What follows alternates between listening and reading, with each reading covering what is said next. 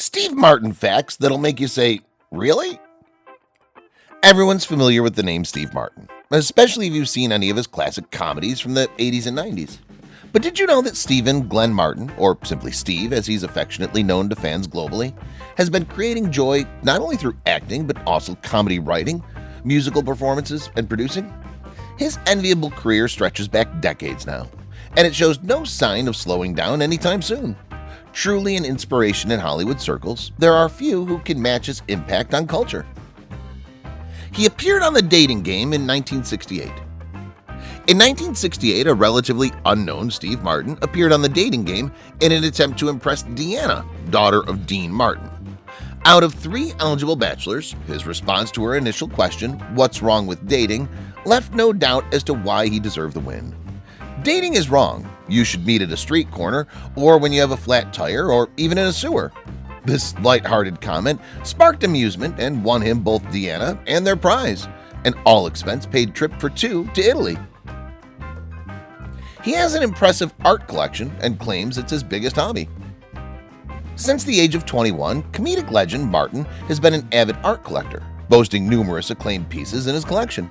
His journey began when he acquired a work by the celebrated 19th century American artist James Gale Tyler at just 21 years old. Now, with several stunning works under his belt, Martin's passion only continues to grow.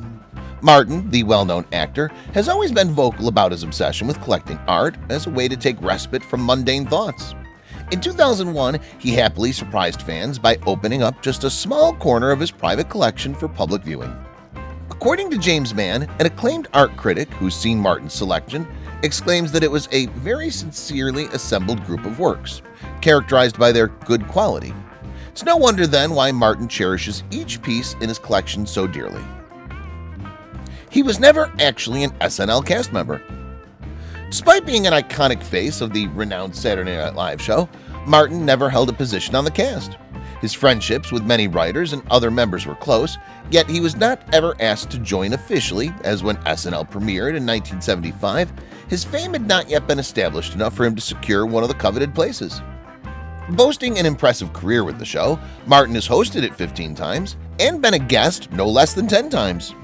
It appears that this could be why some may misconstrue his role on the program. As he was such a familiar face in its episodes, spectators tend to assume he's part of the cast. However, this isn't accurate. For a time, he handed out pre-signed cards when fans asked him for an autograph. Martin was once overwhelmed with autograph requests and had an ingenious but unlucky idea. He would hand out pre-signed cards as a comedic solution. Unfortunately, this didn't get the reaction he expected. After only 6 months of using these cards to appease fans, Martin decided to ditch them altogether. It's no secret that celebrities can be too busy, sometimes for fan signatures. Little did Martin know his own signature could cause such distress. He and his wife surprised party guests with a spontaneous wedding ceremony. Have you ever been to a surprise wedding? In 2007, Martin and Ann Springfield announced their star-studded guest list with an unforgettable event. They pulled off the impossible: surprise nuptials. It's not every day someone gets invited to a groom and bride saying "I do" without any prior knowledge. What an incredible experience it must have been for all in attendance. Everyone was astounded when the couple emerged wearing wedding clothes. After the initial shock wore off, it's reported that they had an unforgettable ceremony with 75 lucky guests in attendance. They certainly made a lasting impression on all their friends and family. He, Martin Short, and Tom Hanks have colonoscopy parties together regularly. It's no secret that colonoscopy appointments are far from enjoyable. However, Steve Martin, Martin Short, and Tom Hanks have figured out a way to make the experience slightly more tolerable by throwing what they call a colonoscopy party together before their respective exams. By attending this pre-appointment get-together with his friends, it's allowed for them to alleviate some of the apprehension towards these mandatory tests. According to Martin himself, not only is it an amazing concept, but one in which all 3 look forward to each time. He announced that the get-together was catered and they'd all revel in libations while watching a movie or playing poker. At the end of an enjoyable evening, it appeared they'd collectively travel to visit the doctor, debating who had to go last.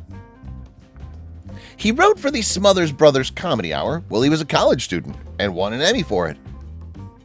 Martin, destined for success from a young age, began his college career at Long Beach State College in California, where he studied philosophy. He soon transferred to UCLA and shifted majors to theater, and it was here that Martin's comedic talents truly shined. In 1967, while still in school, the Smothers Brothers Comedy Hour took note of Martin and signed him on as one of their writers. His work received rave reviews. By 1969, he had already won an Emmy Award. This accomplishment set the stage for future successes. Over the next few years, Martin wrote content for other popular comedy shows, such as the Sonny and Cher Comedy Hour, solidifying his place among some of Hollywood's most recognizable names. He suffers from tinnitus that was caused by a scene in Three Amigos. Incredibly, 50 million individuals in the U.S. experience tinnitus, a ringing of the ears. Surprisingly, this includes many prominent people such as presidents, actors, and musicians. One famous example is Steve Martin, who encountered it whilst filming Three Amigos in 1986 from being near to a gunfight scene. The incident triggered his affliction, which he deals with today. Despite the difficulties his condition presents, Martin remains determined to continue creating content that people adore. When asked about it, he simply stated, "You get used to it," demonstrating an admirable level of perseverance and resilience in the face of adversity. He was an exceptional banjo player. Martin is renowned for his comedic personality and captivating acting, yet not many are aware of the fact that he's a musical prodigy. Behind the facade of his charismatic, self-deprecating humor lies an old soul with extraordinary banjo-playing skills. Those who have heard him play attest to Martin being a bluegrass virtuoso. In recognition of this impressive feat, Martin earned himself a Grammy Award with his debut album, The Crow, New Songs for the Five-String Banjo. Not only did Martin win a Grammy, but he's also performed at the illustrious Grand Ole Opry in Nashville and toured with the Steep Canyon Rangers. To honor banjo players everywhere, Steve and his wife established the Steve Martin Prize for Excellence in Banjo and Bluegrass Award back in 2008. His successes are an inspiration to anyone who wishes to pursue their dreams. He popularized air quotes after using them on SNL. For many years, air quotes have been a widely used sign language gesture. Former President Donald Trump is well known for his use of air quotes in several of his presidential addresses to symbolize quotation marks and express irony or sarcasm. It's no wonder millions around the world utilize this particular gesture every day. You might not have ever given it thought, but the classic air quotes that we use in conversation today are credited to none other than comedian Steve Martin.